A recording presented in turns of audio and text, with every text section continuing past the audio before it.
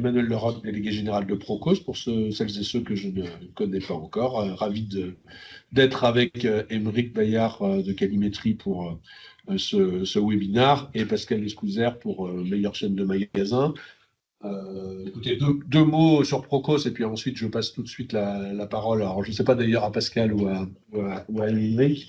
Donc Procos, c'est en fait une association qui regroupe un peu plus de 300 enseignes. Et pour faire très très court, notre travail, c'est d'accompagner les enseignes dans leur transformation générale, et notamment dans tout ce qui est maillage de magasins, compréhension de ce qui se passe dans les territoires, et compréhension de ce qui se passe dans, évidemment, les gros sujets de type combinaison canal web, canal magasin, les sujets de transformation RSE, les problématiques globales. Et on travaille aussi pas mal avec le gouvernement, on aura l'occasion d'en dire deux mots sur les problématiques de transformation du commerce. Donc voilà, je ne serai pas plus long pour aujourd'hui. Bonjour à tous, du coup j'enchaîne. Donc Aymeric Bayard, dirigeant de Calimétrie et Salesforce, on en parlera rapidement. On est aussi éditeur d'une solution de data visualisation liée à l'expérience client. Notre métier Calimétrie, nous, c'est tout ce qui est mesure d'expérience client. Et donc là, on vous invite à une restitution d'études qui permet d'avoir un pouls de consommation. C'est une étude qu'on fait notamment en partenariat avec Meilleure chaîne de magasins. J'y reviendrai un peu, mais peut-être Pascal, un petit mot pour présenter le concours Meilleure chaîne de magasins. Bonjour à tous. Meilleure chaîne de magasins reçoit chaque année autour de 1 million de votes de clients consommateurs. Cette année, pour 2024, on a décidé de vous présenter en avant-première, à partir des 400 000 premiers votes de clients, les tendances de consommation et les évolutions qu'on peut percevoir. C'est Aymeric Bayard de Calimétrie qui organise avec nous ces élections, qui va vous les présenter. On a voulu faire une étude très complète. Sachez que ces rapports seront disponibles à travers Meilleure chaîne de magasins. C'est vrai qu'il y a une mise en vente notamment d'un rapport spécifique à l'issue du concours Meilleure chaîne de magasins, mais il y a aussi des rapports sectoriels, puisque là, on va vous proposer un focus sur maison jardin, distribution spécialisée et commerce alimentaire. Chose importante aussi, l'ensemble des données, nous les avons hébergées sur notre site Salesforce. On a hébergé notamment les 800 000 votes qu'il y a eu sur Meilleure chaîne de magasins l'année dernière. Et quand on va clôturer les votes de Meilleure chaîne de magasins là, qui vont arriver à mi-juillet, on va pareil intégrer les données 2024. Et ça permet, secteur par secteur, enseigne par enseigne, de suivre finalement pas mal des insights que l'on va venir regarder, et ça directement live depuis la plateforme. Alors spécifiquement pour ce matin, on vous propose à chaque fois deux visions. Un panel de Français qu'on a sollicité, et vous voyez que les données sont très fraîches, du 14 au 19 juin. Alors, concernant les événements politiques qu'on connaît en ce moment, on est bien après notamment l'annonce de la dissolution de l'Assemblée. Donc, on est pile poil dans ce moment de troubles, s'il fallait en rajouter ou pas. Donc, 14 au 19 juin, ce retour. On a fait 3 focus, alimentaire, maison jardin, tout ce qui est informatique, multimédia et discount.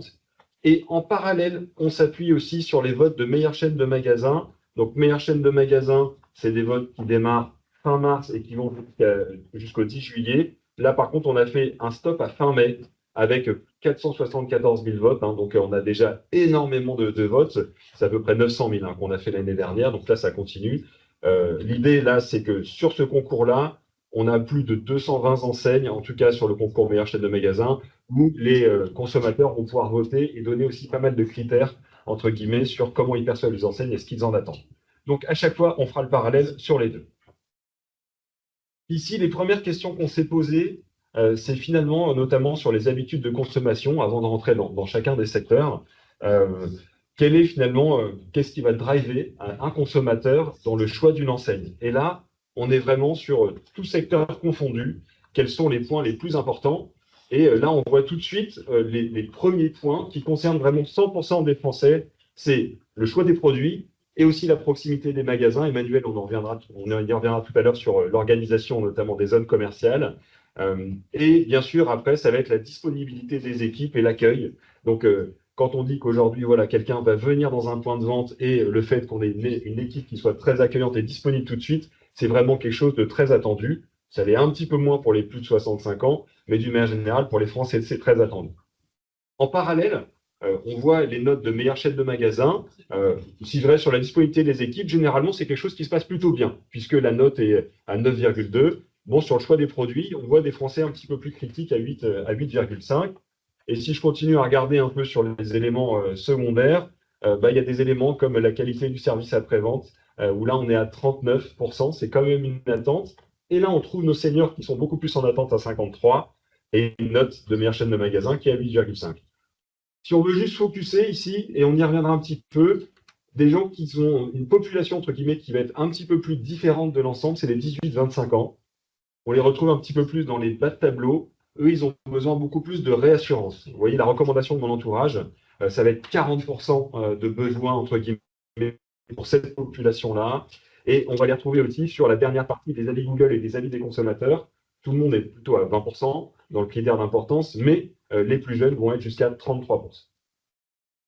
Alors, c'est important de savoir pourquoi je choisis une enseigne, mais c'est important de savoir aussi pourquoi je quitte une enseigne. Et là, on est vraiment dans ce moment plus critique que l'on connaît depuis, on va dire, sortie de Covid et inflation. Une hausse de prix, clairement, à 62%, peut me faire quitter une enseigne. Et on va le voir juste après, tout ce qui est exclusivité, une enseigne ou autre, est en train de se dégrader. On sent qu'aujourd'hui, on a une clientèle qui est beaucoup plus volatile. Donc, ma première raison va être une hausse de prix. Et on le verra, c'est notamment vrai pour ceux qui disent qu'ils ont du mal à boucler leur fin de mois. Voilà, j'y arrive difficilement à boucler mes fins de mois. J'arrive jusqu'à 75% de gens qui peuvent quitter une enseigne en raison du prix. Et le deuxième point, c'est le mauvais accueil des équipes. Voilà, donc ça, c'est vrai. Il est important quand même de bien travailler, entre guillemets, sur cet accueil.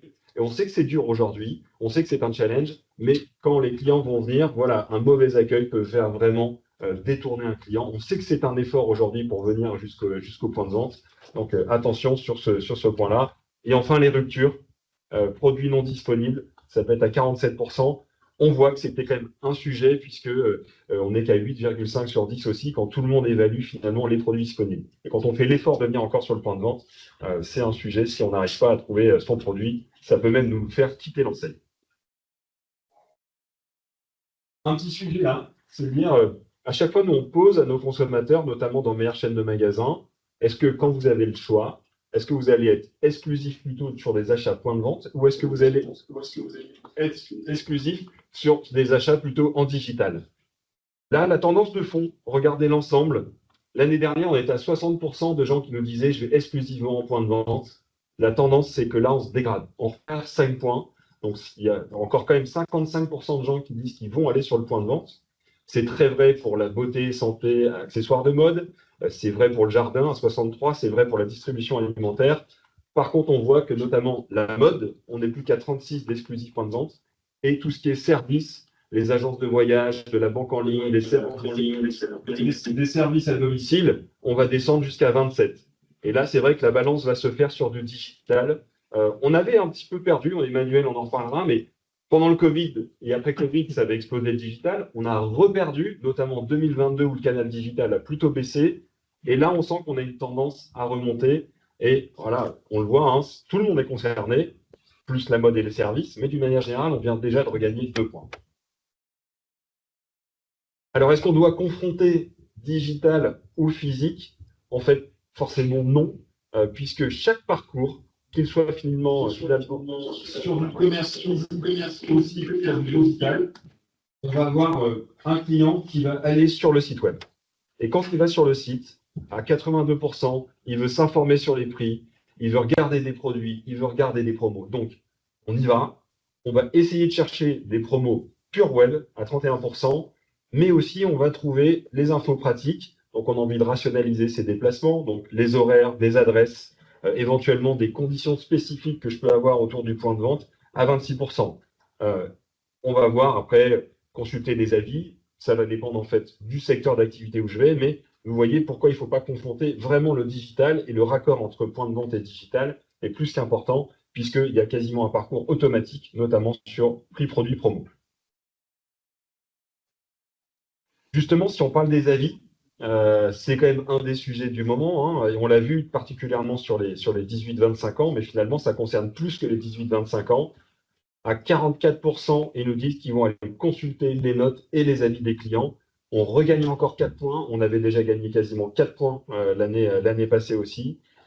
C'est quasiment automatique quand je suis sur un domaine de service. Et on l'a vu juste avant, c'est un domaine où je suis beaucoup plus full digital. Mais c'est vrai sur la restauration, l'alimentation spécialisée, distribution spécialisée, maison, jardin, mode à 51%.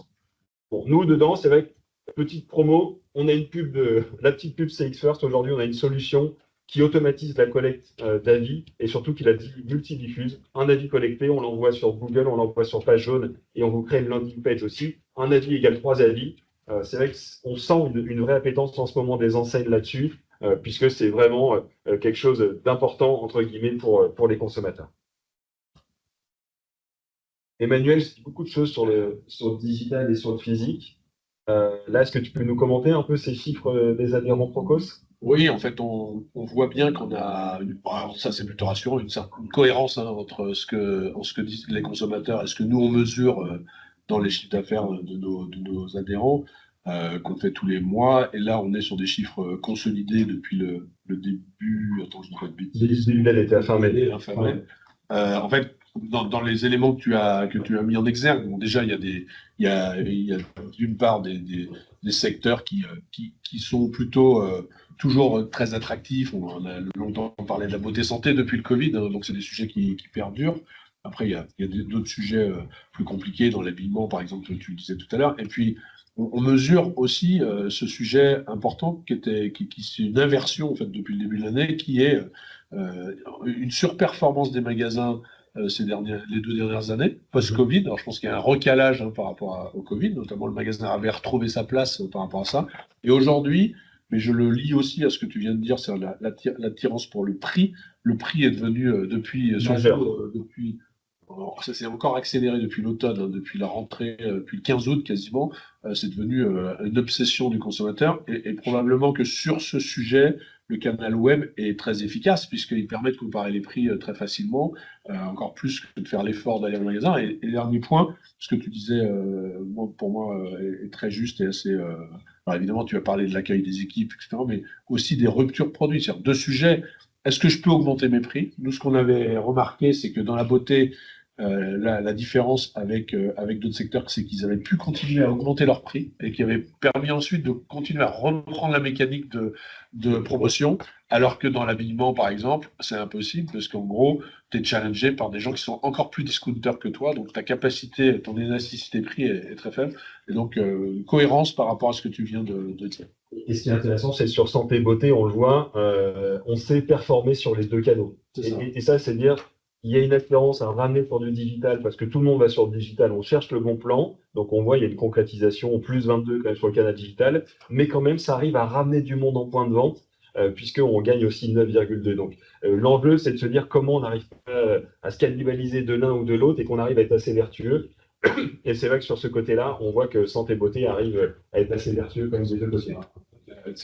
Quand tu regardes le sujet, l'opposé à ça, c'est un peu, par exemple, le sport ou l'habillement, où tu as plutôt les canaux web qui surperforment. C'est notamment très flagrant sur le sport, hein, qui est un secteur qui, quand même, a très bien fonctionné pendant le Covid. Donc, on a toujours des problèmes de recalage.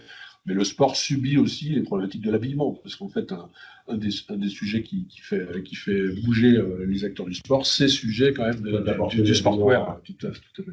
Bon, là, ils vont en poutre, il y a pas mal d'événements, on va en reparler, on en reparlera. La partie budget, on a commencé à l'évoquer. C'est vrai que, voilà, forcément, les chiffres qu'on présente là ne surprennent, à mon avis, personne. C'est juste, nous, l'information la plus importante, on le voit, hein, 49% se déclarent faire attention. Déjà, dans meilleure chaîne de magasins, on était à 50% des Français l'année dernière. Donc, dans le pire, j'ai envie de dire que c'est pareil. On n'est pas encore dans une dégradation. On a connu un pic déjà sur 22, sur 23, et là, on reste dans cette tendance. On sent pas une dégradation, par contre, il y aura un maintien, ça c'est certain. Il y a encore des gens qui nous disent finalement, je suis à l'aise financièrement, 37% ou très à l'aise, 4. Donc, il y a quand même du potentiel à aller chercher. On va voir ce que ces gens-là avec plus de potentiel attendent. Et par contre, voilà, entre les 49 qui disent faire attention et les 10% qui nous disent que c'est très dur, c'est quand même 60% de Français qui se sentent vraiment concernés sur leur partie budget et pouvoir d'achat. Je dirais que sur ce point, je pense que c'est probablement, on en parlera tout à l'heure, malheureusement un peu décevant. C'est-à-dire que ce qu'on a tous anticipé, c'est que la baisse de l'inflation, qui est réelle, redonne un peu le moral et donc relève un peu de contraintes en matière d'angoisse sur le pouvoir d'achat. Et ça n'est pas arrivé. Ça n'est pas arrivé parce que il y a toujours eu quelque chose qui est venu stresser tout le monde. Et donc on est encore dans cette dynamique-là, ou manque de dynamique, de crainte en tout cas des gens. Anxiogène, on le reverra, notamment sur la partie maison, mouvement aussi. Mais oui, toujours d'un côté anxiogène. Là, c'est les types de dépenses où les Français nous disent je vais faire des coupes budgétaires. Cette photographie-là, elle est de 2024, mais on avait exactement la même de 2023. Donc, on l'annonçait direct, prêt-à-porter mode. C'est vrai que c'est un Français sur deux qui dit qu'il va faire attention.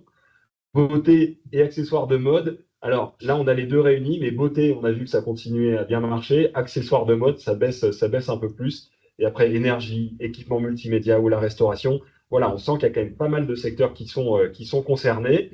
On n'a pas trop rogné sur voyage et loisirs. Alors nous, on travaille beaucoup dans le voyage et loisirs. C'est vrai, on continue à vouloir se faire plaisir. On se fait plaisir différemment, mais on continue à vouloir se faire plaisir. On en a besoin à un moment donné aussi pour décompresser un peu, on va dire. Là, tu as deux sujets. Tu as le sujet des achats obligatoires qui sont venus grever durablement parce qu'il n'y a pas eu une baisse de prix. Il y a eu un arrêt d'augmentation, et notamment de l'alimentaire qui est venu. Alors là, on n'a pas le logement, mais les dépenses contraintes sont venues capter une partie. Et puis, tu as raison, il y a des arbitrages favorables aux vacances, aux loisirs versus achat de produits. Donc, tu as raison. Il y a aussi ça. Fais ses choix.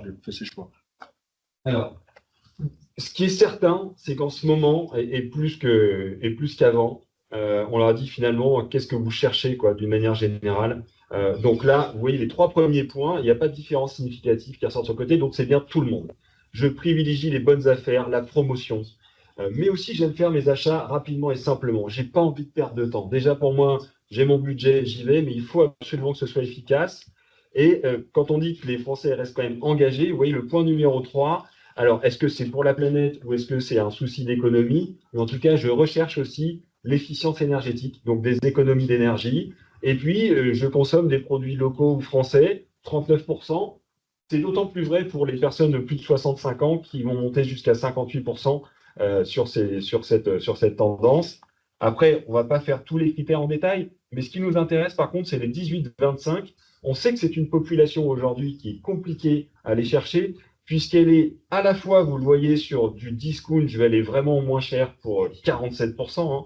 En même temps, ils sont attentifs au design et à l'esthétisme à 38%. Donc, je veux du beau, je veux du pas cher, je veux que ce soit efficace, j'aime les nouveautés. Donc, le challenge, et ce qui va expliquer, on va le voir aussi sur le nombre de canaux fréquentés par l'ensemble de cette population beaucoup plus jeune, 18-25, mais ça va aussi jusqu'à 39, c'est je veux me faire plaisir quand même, mais j'ai un budget ultra contraint, je veux du beau et je veux que ce soit efficace. Voilà, donc ça c'est notre vrai challenge, entre guillemets, à relever.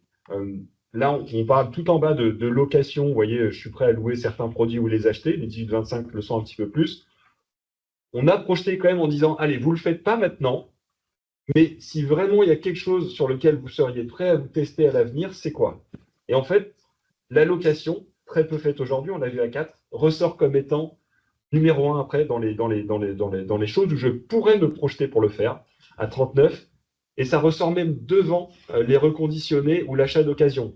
Donc malgré tout, déjà des marketplaces que l'on peut avoir et qui fonctionnent bien déjà, et notamment aussi les plus de 65 ans qui sont aussi marketplace reconditionnés, la loc, finalement, a l'air d'être quelque chose qui intéresse. On ne dit pas que l'offre a encore été est bien présente, mais on sent qu'il y a un intérêt.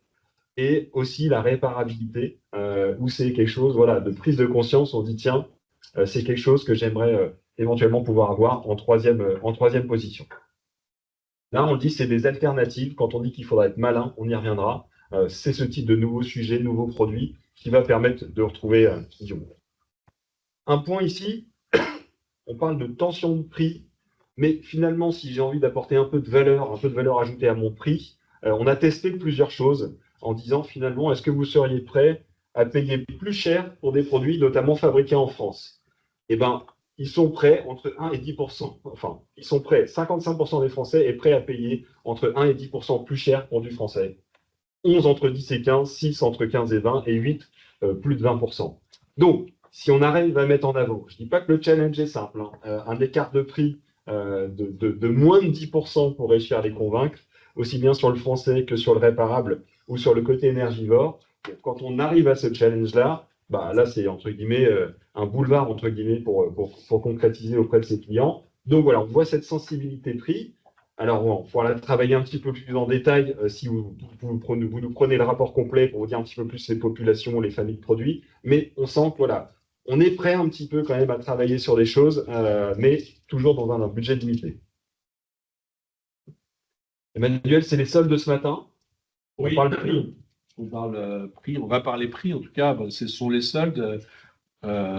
C'est sûr que on a l'impression de dire un peu les mêmes choses toutes les années. On sait que les soldes n'ont plus la même vertu et la même importance que les succès que par le passé, mais ils sont toujours très importants. Cette année, malheureusement, nos amis de l'habillement ou de la chaussure ont été confrontés à nouveau à des problèmes météorologiques qui forcément n'ont pas toujours été favorables aux sorties de stock, donc ça reste souvent un stock assez élevé. L'enjeu est important.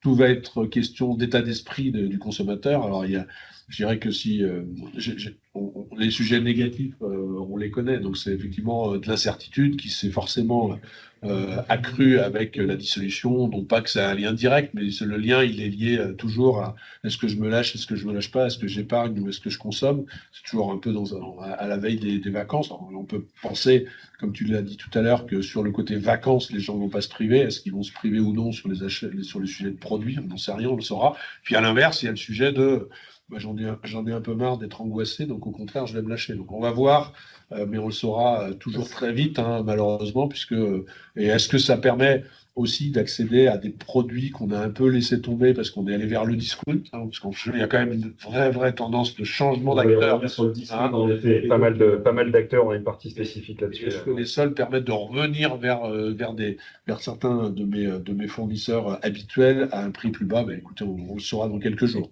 La bonne nouvelle, la météo a changé. 2, il fait vraiment beau là aujourd'hui même. C'est vrai qu'il y avait des ventes privées qui avaient démarré. Donc voilà, je pense que chacun est déjà dans ses premiers bilans de ventes privées. Maintenant, il y a un créneau, 10 jours de beau temps à pas louper sur les soldes, mais il y a du stock. Donc message à faire passer quand même aux consommateurs. On a vu sur la dispo produit, c'était un des sujets. Là, il est plus que temps de se dire on communique bien, il y a des tailles.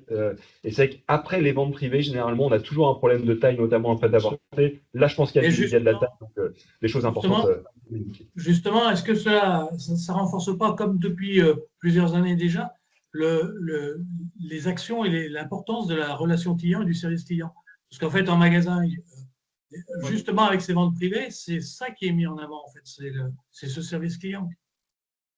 Tout à fait, c'est le fait finalement d'avoir des gens disponibles. Donc là, offrir ce service, avoir des gens disponibles, savoir quelle est taille, pouvoir essayer de faire les retours.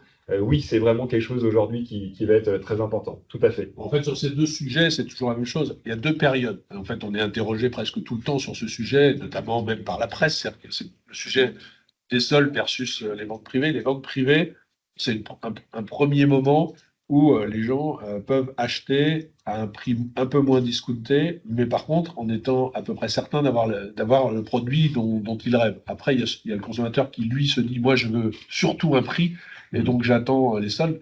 Donc la combinaison de tout ça, c'est il faut se mettre en face de chaque profil de client, et donc chaque profil de client ne venant pas obligatoirement au même moment.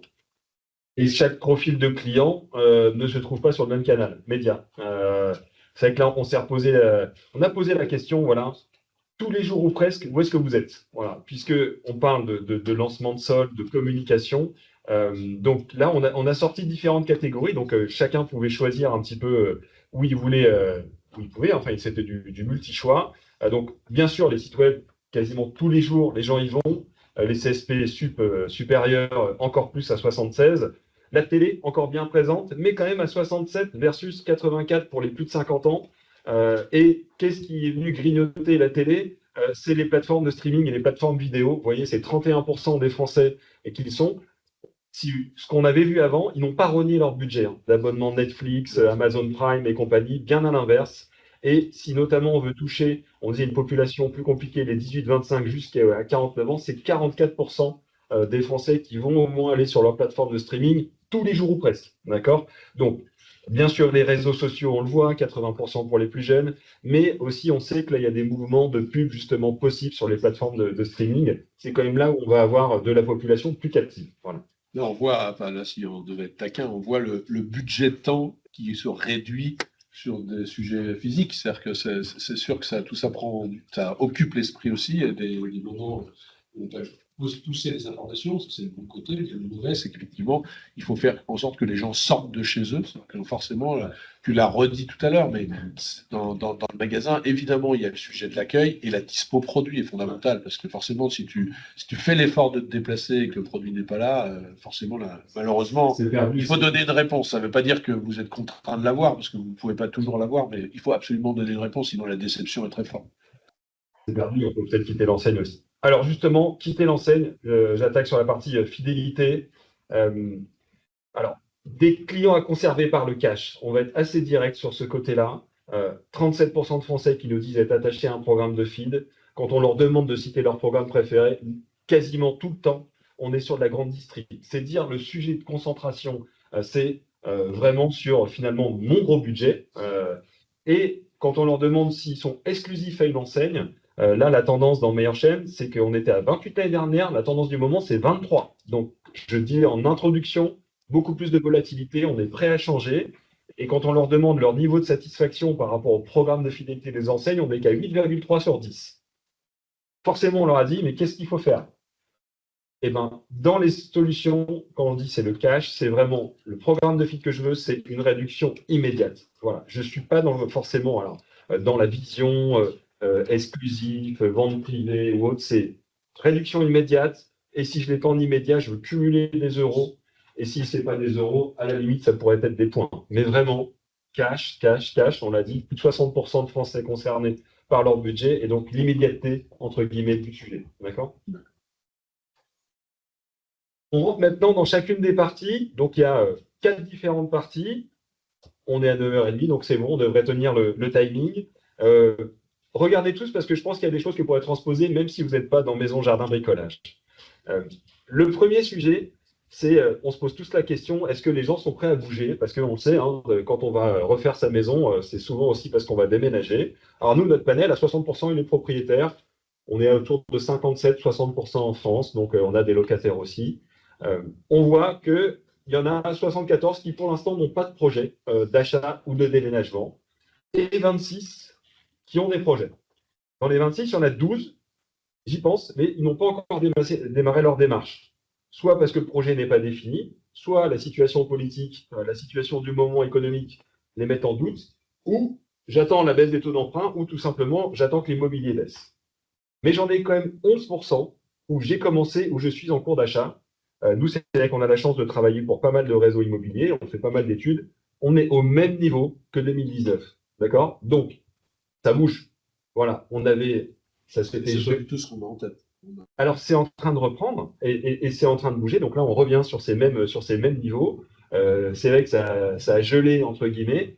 Maintenant, le temps qu'on trouve le bon bien et que ça concrétise, mais on est en train de reprendre le bon sens. Voilà. Donc, ça va rebouger, ça c'est plutôt une bonne nouvelle, sauf catastrophe, et ça on verra. On a l'habitude en ce moment, j'ai l'impression que tous les 3 ou 6 mois, on en a une. Donc voilà des Français qui vont commencer à se reprojeter sur des travaux. À 49%, ils se reprojettent sur des travaux. Et c'est vrai que les premiers travaux, c'est dans un premier temps travailler sur mon intérieur, le remettre au goût du jour pour 43. Mais aussi travailler l'extérieur. Alors même s'il ne faisait pas super beau, on va le dire, je pense qu'il n'y a pas beaucoup d'endroits où on pouvait se projeter sur son extérieur, quand même 39%. Mais aussi l'intérieur, voilà, tout ce qui est aménagement, placard, refaire ma cuisine, faire ma salle de bain. Et puis, on retrouve les derniers points, tout ce qui va être autour plutôt de l'efficience de ma maison, isoler, modifier mon mode de chauffage, installer mes panneaux solaires.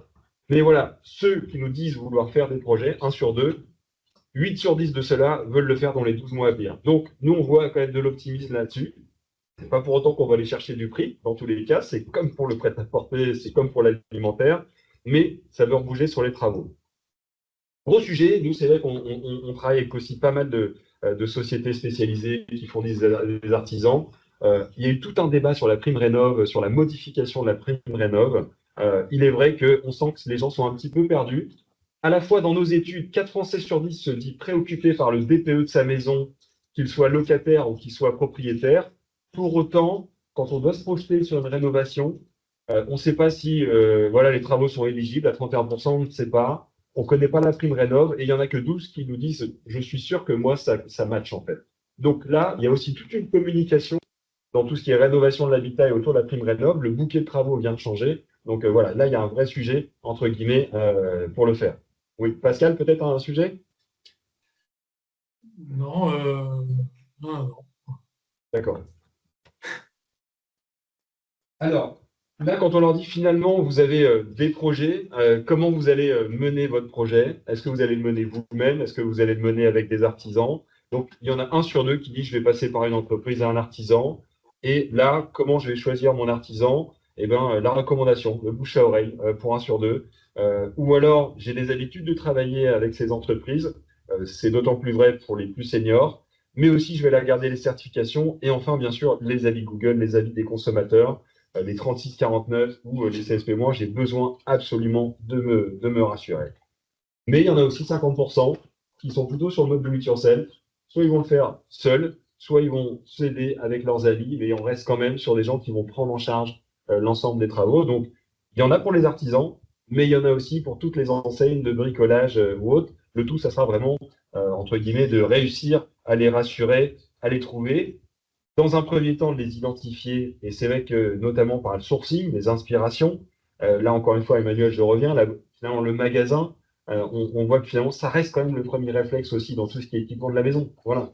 Oui, alors ça c'est en fait surtout quand tu es dans une logique de projet tel que tu viens de dire, ça fait qu'on voit que les enseignes elles ont travaillé aussi sur l'accompagnement au-delà de la vente de produits, de l'accompagnement des consommateurs, des ateliers de formation sur telle ou telle chose. Il y a de toute façon, on voit bien, et ça le Covid a accéléré ça. Il y a eu un peu, tu disais tout à l'heure, une espèce de déprime ces derniers temps, mais ça a accéléré la capacité des gens de faire des choses, puisqu'ils ont tous fait des choses dans leur maison. Aujourd'hui, ce que tu montres là, ou ce que tu montrais sur les projets, je pense, va donner un peu de baume au cœur à nos amis des enseignes de la maison qui sont quand même très préoccupés par la problématique du marché du logement, mais il n'y a pas que le logement, il y a aussi, enfin, il n'y a pas que le logement neuf, on va dire, mais on avait le sentiment que le logement neuf bloqué empêchait les gens de bouger et que forcément, mais on n'est pas que là-dessus. C'est assez systémique maintenant d'avoir l'hypothèse de pouvoir bouger. Il y a de la réno dans l'optique de bouger, il y a de la rénovation pour valoriser son bien. On le dit sur le côté énergétique, il y a encore des choses vraiment à aller creuser. Maintenant, dans le sourcing aussi, quand je trouve des inspirations, même si le magasin est numéro un, on voit que les réseaux sociaux sont très importants. Et c'est vrai que voilà, comment on arrive à faire du drive to store, c'est-à-dire on doit être très bon sur les inspirations, sur les conseils. Inspiration, conseil et do it yourself. On va voir que 50% se projettent pour le faire. Donc, on sait qu'il y a pas mal d'enseignes qui se mettent sur le sujet des cours, des vidéos, des ateliers. Et c'est vrai qu'il y a besoin de ces points de rassurance. Bon, les 26-35 sont à 55% à s'inspirer sur les réseaux. Et c'est pas que pour le style. C'est vraiment aussi, finalement, comment je vais réussir à le faire moi-même. Ça c'est des éléments qu'on rencontre beaucoup chez meilleures chaînes de magasins ou en meilleur e-commerce. Et on voit que les enseignes, entre autres en décoration, en solderie, en tout ce qui est intérieur de maison, toute la décoration, ils s'appuient beaucoup sur les réseaux sociaux. Ça vient franchement, depuis 2 ans, c'est depuis après le Covid d'ailleurs, c'est devenu un élément fondamental. Et c'est là qu'ils vont chercher leurs clients et leur chiffre d'affaires. Et c'est en incitant aussi beaucoup les clients à témoigner eux-mêmes sur finalement ce qu'ils avaient réussi à produire, on l'a vu, c'est rassurant, en ayant pris des produits dans l'enseigne, et c'est la valorisation aussi de projets finalement réalisables par les particuliers, mis en avant sur les réseaux sociaux des enseignes. Tout à fait. Alors, si on regarde... dans les enseignes comme les cuisinistes, par exemple, tous, maintenant, ils demandent aux clients de faire la photo de leur cuisine une fois qu'elle est installée, une fois les mises en situation de produits sur les enseignes de décoration, lorsqu'ils livrent une salle à manger, lorsqu'ils livrent un fauteuil, ils demandent la photo pour la mettre sur le réseau social, pour faire voir que les clients, de façon à ce que ça donne des idées à leurs autres clients sur leur façon de s'aménager. Voilà, si on regarde les drivers de choix, c'est des choses aussi qu'on trouve dans Meilleure Chaîne, des ensembles de critères qu'on évalue, le rapport qualité-prix, choix des produits, et bien sûr les promotions et enfin proximité des magasins. Juste pour aller assez vite sur ce sujet-là, on a testé quelque chose qui est aussi de dire, parce que nous, on a vu pas mal le service après-vente percer, notamment dans Meilleure Chaîne l'année dernière, et on dit, tiens, on a testé ce qui serait prêt à payer plus cher pour avoir du SAV++, quoi. C'est-à-dire vraiment, là, je suis prise en main et j'ai totale confiance et je sais que derrière, ils vont pouvoir assurer. Donc là, 50% quand même qui sont prêts à payer un peu plus. On va le voir dans tout ce qui est multimédia ou autre, où il y a pas mal justement d'enseignes qui ont commencé à travailler sur des contrats un petit peu plus, voilà, confiance, intervention ou autre. Et là, on voit que notamment les 36-49 et même les 18-25 sont plutôt intéressés par ce type de nouvelle offre. Alors, je vois le timing, j'avance sur la partie alimentaire. Voilà, évolution du budget alimentaire des ménages. Bon, là, 51% nous dit que ça va quand même être stable et 25% nous dit que c'est à la hausse. Alors, c'est pas la hausse parce qu'ils ont forcément envie de plus se faire plaisir, mais ils sont conscients que de toute manière, on continue à être sur un sujet où il y a une inflation qui perdure et une hausse des prix. Donc, il y en a par contre, voilà, 20% qui disent, moi, je dois baisser, quoi. Voilà, je dois baisser. Et quand je dois baisser, que je dois faire des arbitrages, on voit, hein, les arbitrages, c'est la viande, vraiment. Il faut charcuterie, poisson, 42%, les boissons alcoolisées. C'est vraiment les rayons où je vais, entre guillemets, réduire ma consommation. Et est-ce que finalement tout ça va se prolonger? 54% nous disent que oui, ça va durer, quoi. Voilà. Donc ces arbitrages-là, forcément, ils vont tenir un peu plus. On ne voit pas à date ce qui va pouvoir changer, entre guillemets, le fait que nos prix montent et que derrière, voilà, on a toujours cette tension de pouvoir d'achat. Dans les critères de choix d'enseigne, on va venir juste après sur les canaux. Voilà, je vais quand même chercher du rapport qui a été pris. Là, on a mis top 1, 2, 3. C'est ce qui sort en spontané en top 1 ou top 2, 3. Il y a des promos. Voilà, la promo, elle est omniprésente. C'est quand même le critère numéro 2. Et enfin, proximité du magasin. Mais rapport qualité-prix promo, j'ai envie vraiment de faire mon meilleur choix tout de suite. Après, voilà, l'habitude, la fidélité. Vous voyez, on n'est plus qu'à 28%. Quand on disait tout à l'heure qu'il y a de la volatilité, beaucoup de gens sont en train de tester aussi des nouveaux canaux ou des nouvelles enseignes parce que justement, on est dans cette recherche d'optimisation de prix. Donc, c'est une menace, mais une énorme opportunité aussi pour ceux qui arrivent à tirer leur épingle du jeu.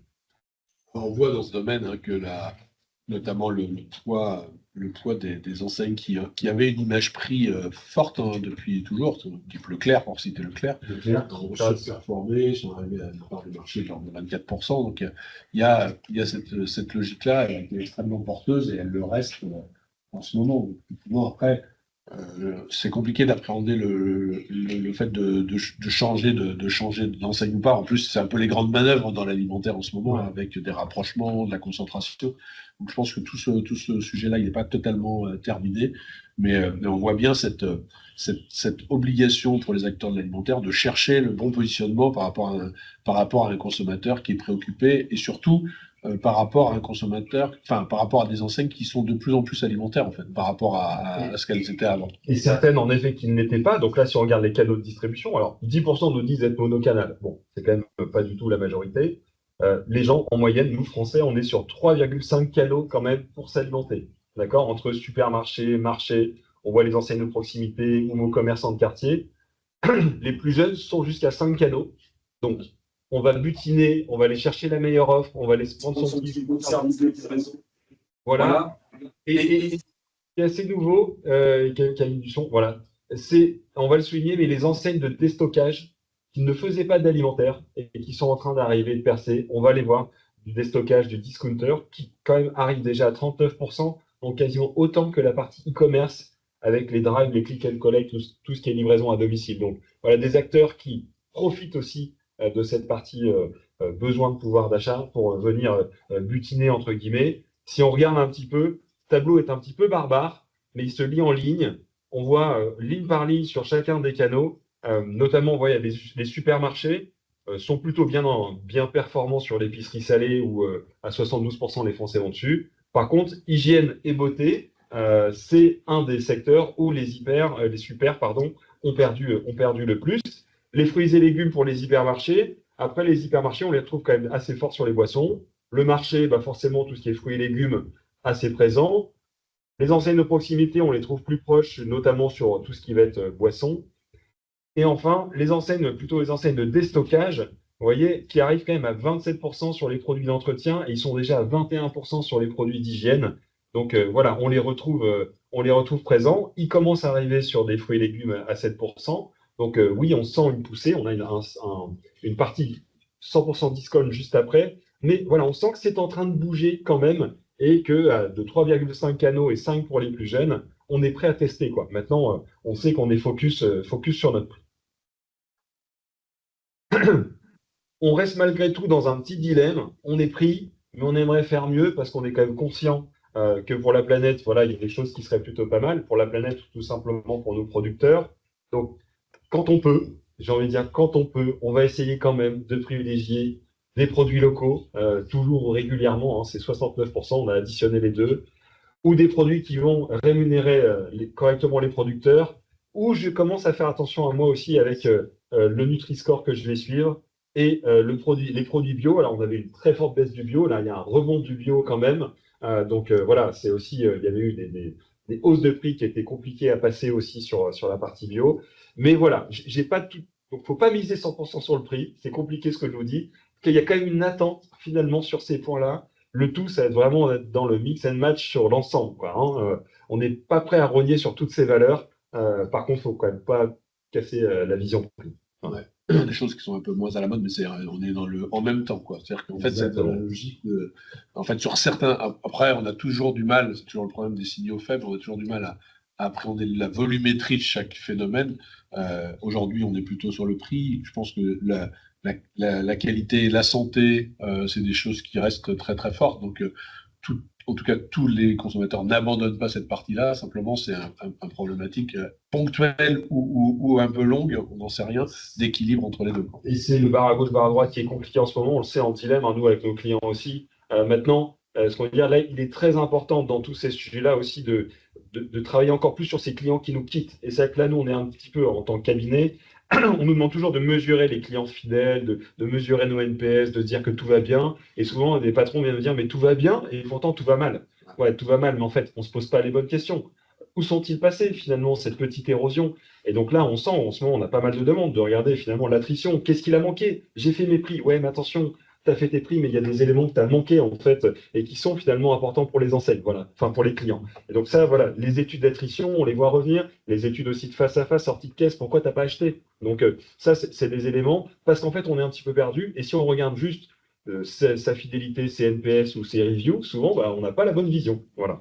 Et puis, comme tu le dis, tu as des sujets de test. C'est-à-dire que pendant toute une période, tu restes fidèle à une enseigne, donc tu te dis pas l'autre est meilleur sur tel autre point. Et puis quand tu commences à être préoccupé, que tu commences à tester, alors, y compris en allant chez un discounter, et tu te dis c'est pas aussi, c'est pas aussi peu qualitatif que ce que je pensais avant. Donc il y a des changements d'habitude. Et comme tu dis, il faut après se battre en permanence pour trouver à chaque fois l'avantage concurrentiel de chacun des positionnements. Et la confiance, en fait, parce que c'est un sujet de confiance. Toujours une confiance à reconstruire avec le client et l'enseigne. Alors justement, on parlait des petits tests, la consigne. On s'est dit, tiens, voilà, c'est avec nous, issus du Nord, on a quand même un opérateur nous, qui est très présent dans la consigne dans le Nord. Déjà, des gens qui commencent à tester la consigne parce qu'ils trouvent ça écolo, ils trouvent ça pratique, ils trouvent que c'est pas plus cher. Et surtout, une volonté 63% qui seraient prêts à le faire. Voilà. Et aujourd'hui, pourquoi ils ne le font pas? Bah, souvent parce qu'ils n'ont pas d'offre à côté de chez eux, ou ils n'y ont pas pensé, ou tout simplement ils ne connaissent pas le principe de consigne.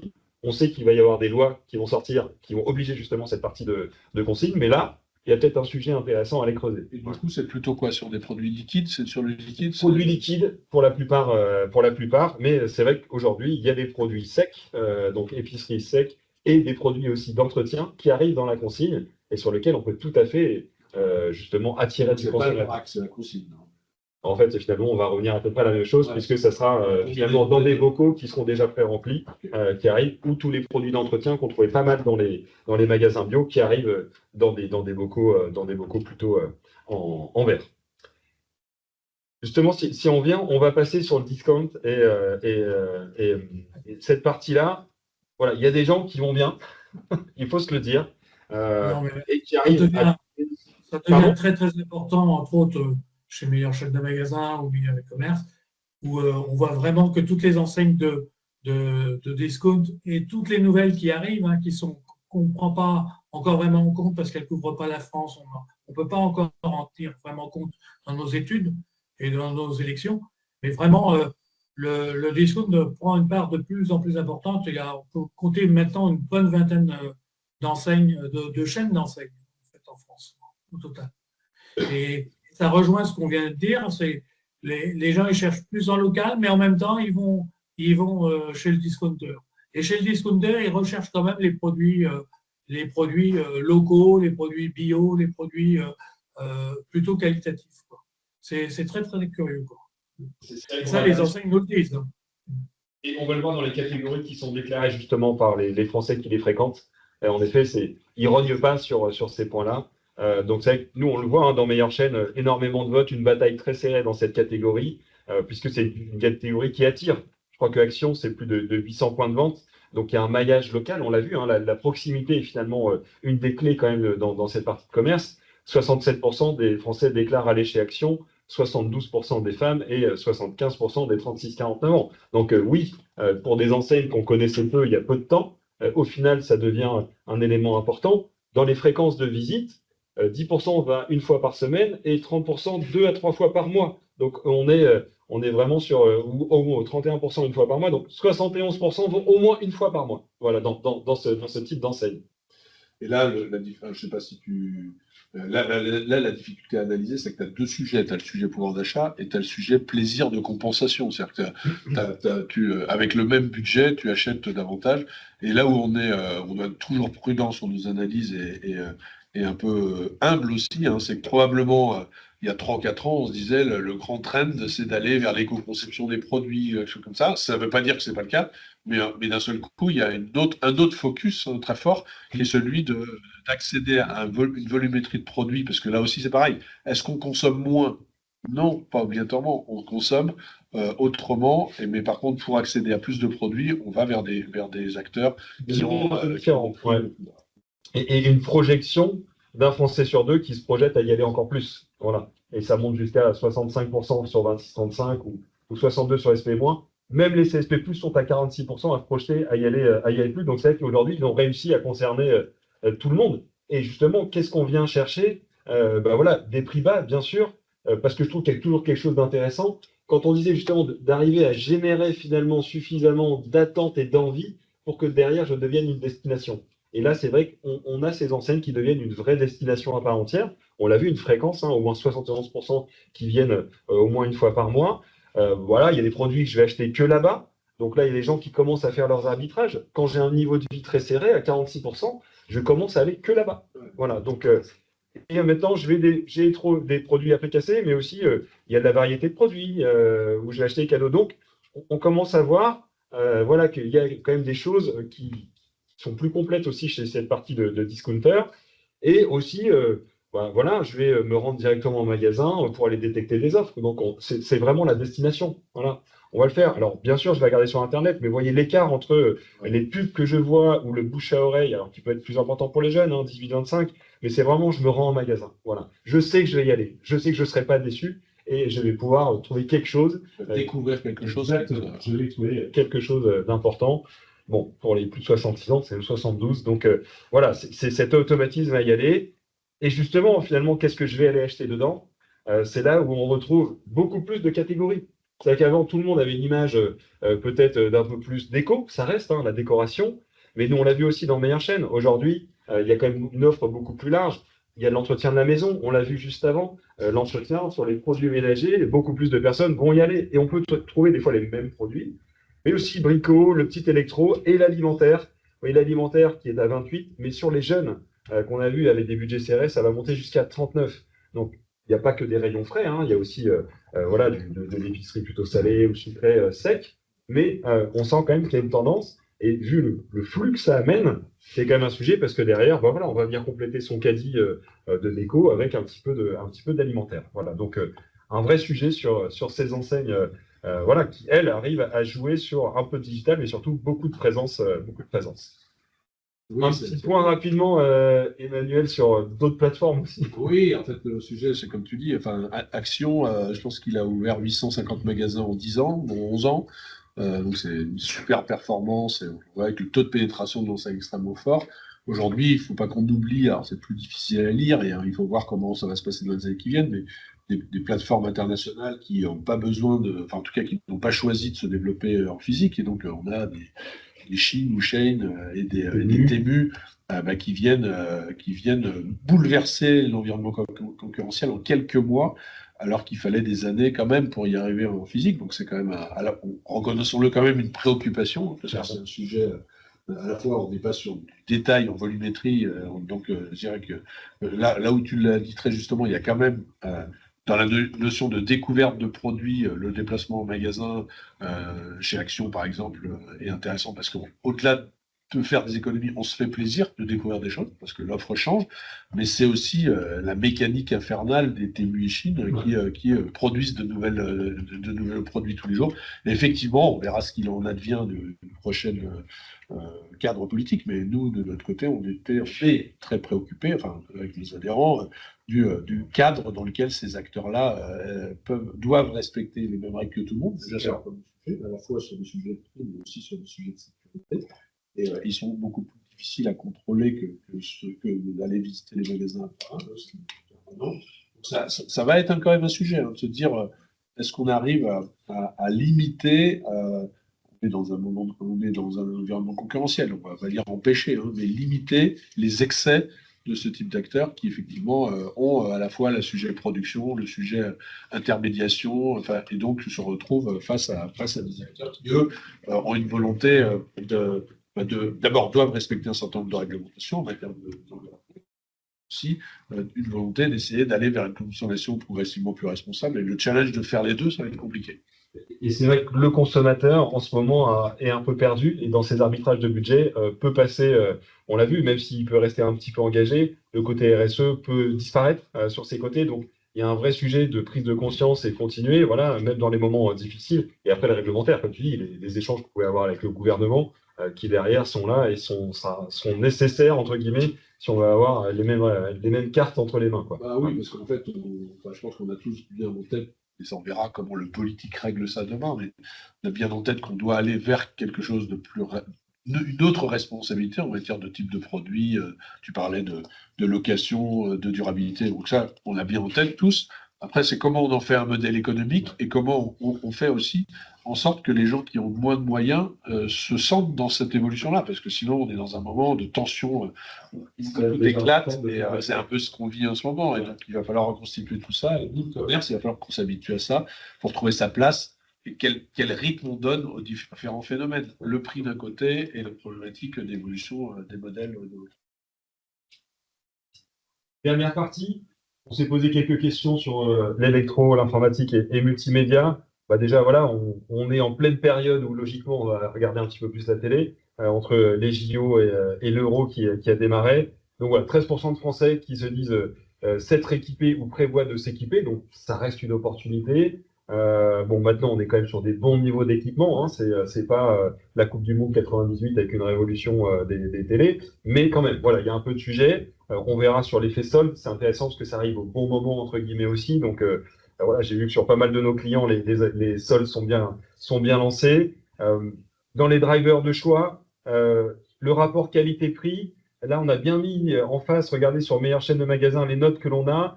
C'est une des catégories où on a les notes les plus basses sur ces éléments-là versus d'autres. Donc il y a encore à faire, entre guillemets, pour contenter nos consommateurs, notamment sur les promotions et les prix bas. Vous voyez, la note n'est qu'à 8,2, et pourtant, c'est vraiment ce qui est encore recherché. Le service après-vente, on est à 8,4. Là, on a reposé la même question en disant, est-ce que finalement vous êtes prêt à payer plus cher pour un SAV++? Donc voilà, il y a pas mal d'offres lancées par Boulanger Infinity, Dartimax aussi. Donc on voit que les enseignes sont en train de se lancer. Il y a de l'appétence pour ces sujets-là. Aussi parce que c'est souvent des projets, on verra, sur un petit peu plus cher quand on est sur de l'électro notamment. Donc voilà, la différence aussi par des niveaux de service quand on ne peut pas que batailler par le prix, c'est des choses qui vont être importantes. L'environnemental, vous voyez, est très bas, c'est pas trop ce qu'on cherche. On a mis quand même d'autres questions sur sa réparabilité, on va aller le regarder tout de suite, mais voilà, on voit que rapport qualité-prix promo dispo du produit, quand même très attendu. Donc voilà, si les stocks sont bien présents, c'est celui qui a le stock tout de suite qui va pouvoir faire la différence. À la veille des JO, etc., tu ne peux pas attendre. On n'attend pas. Canal d'achat, ici, voilà, on leur a dit, tiens, finalement, pour bureau, petit électroménager, où est-ce que vous allez choisir, où est-ce que vous allez acheter? Bon, le magasin, très important. Il reste très important. Donc, on voit un gros électro, 74% qui vient plutôt en magasin, même sur le petit à 60% ou TVI. Donc, là, le vrai rôle de conseil, on a dit, c'est vraiment ça qui va faire la différence. Euh, il y a une rationalisation des déplacements, nous on le voit. Donc, quand on vient dans un point de vente, c'est pas que pour flâner, quoi. On a vraiment des gens qui, et on va le voir, se sont vraiment bien renseignés en amont. Et quand ils viennent, c'est vraiment pour la concrétisation. Et ça, bah, des fois, les vendeurs ont encore du mal à l'entendre. Et trop de fois, nous, on voit de la non prise en charge sur nos visites mystères. Ça peut être 20 à 25% de non prise en charge dans un point de vente. Ça, un consommateur, il fuit. Voilà, on l'a vu. Hein. C'est une des raisons pour lesquelles il peut partir. On fait l'effort, on vient, on n'est pas pris en charge. À un moment donné, voilà, il y a des limites et on va tourner les talons. Voilà. Ben, c'est ça, là tu as totalement raison. Par rapport à il y a une dizaine d'années, l'information, elle est disponible. Donc celui qui veut se renseigner en amont, il sait le faire. Si effectivement tu fais Bah, c'est l'effort là. en magasin et qu'on ne tient pas compte du fait que tu es là, ne serait-ce que montrer que qu'on va bientôt s'occuper de toi, c'est clair que c'est pas supportable, Ici, quoi. on est, hein, comment vous renseignez-vous avant d'acheter? Des conseils en magasin. Je viens en magasin, quoi. Voilà. Alors oui, et ça c'est l'enjeu aussi. Je vais sur des sites spécialisés, je vais sur des tests produits. Donc quand ils viennent, en plus souvent ils sont hyper bien informés. Donc il faut non seulement venir au contact, mais en plus avoir quelque chose de très quali et savoir bien les renseigner. Donc voilà, les conseils en magasin, nous on est à 8,5. Il y a des secteurs où on monte à 9 sur meilleure chaîne de magasins. Donc il y a quand même des sujets, il y a une vraie attente puisque c'est vrai que c'est le type d'achat où je ne vais pas forcément y aller que par moi-même. On était passé vite, mais voilà, sur des points d'intention, la durée de la garantie ou la réparabilité ou la consommation énergétique sont des points qui sont vraiment regardés quand même par les consommateurs. Donc voilà, il y a un étiquetage obligatoire, mais au-delà de l'étiquetage, entre guillemets, c'est comment c'est présenté aussi par les vendeurs, puisque là, on parle de contact.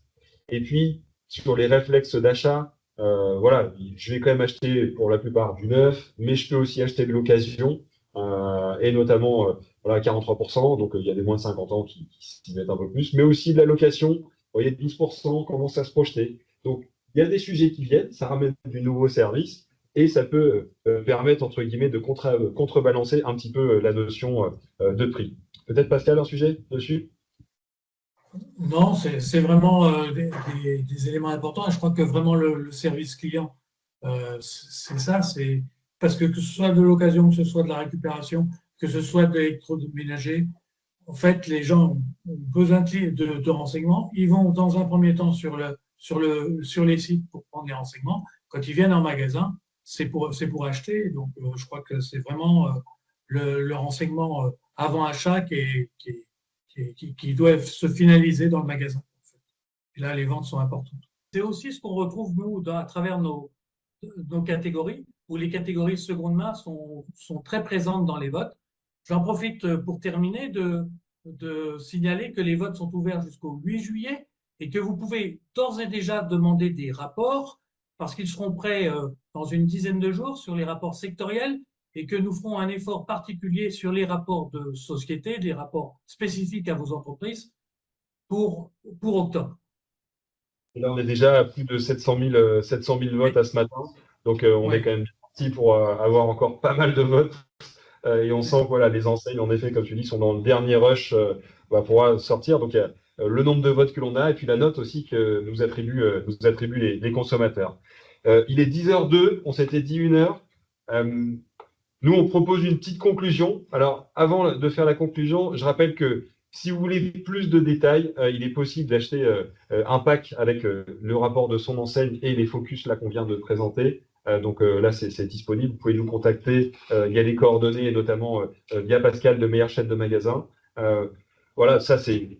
On a survolé beaucoup de points, Emmanuel et Pascal. Nous, on a essayé de les résumer. Budget serré, mais pas plus que 2023. Donc, la sinistrose, mais elle était déjà présente, donc maintenant, il faut aller de l'avant. Les arbitrages, ça pousse sur les bonnes affaires, on l'a vu, hein. On va quand même aller chercher de la bonne affaire et ça peut créer voilà, de la volatilité. Donc, l'exclusivité, fidélité à des marques, c'est challenger de faire des nouveaux acteurs. On avait fini quasiment là sur les discounters. Donc, bien sûr, un stress, mais par contre, une opportunité. C'est-à-dire que voilà, notre enseigne va être vue aussi par d'autres. Donc, maintenant, comment j'arrive à travailler sur l'érosion de mes clients et comprendre pourquoi il y a une érosion pour essayer de capitaliser sur ces faiblesses et recréer des forces. Nous, on a noté pas mal de niches de différenciation où il y a de l'appétence. Il n'y a pas encore des achats parce que l'offre, des fois, peut manquer.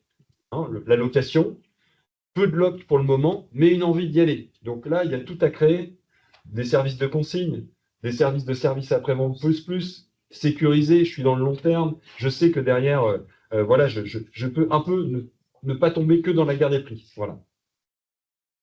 Et puis ne pas confronter les canaux. Bon, on l'a vu, hein, voilà, ça va et vient.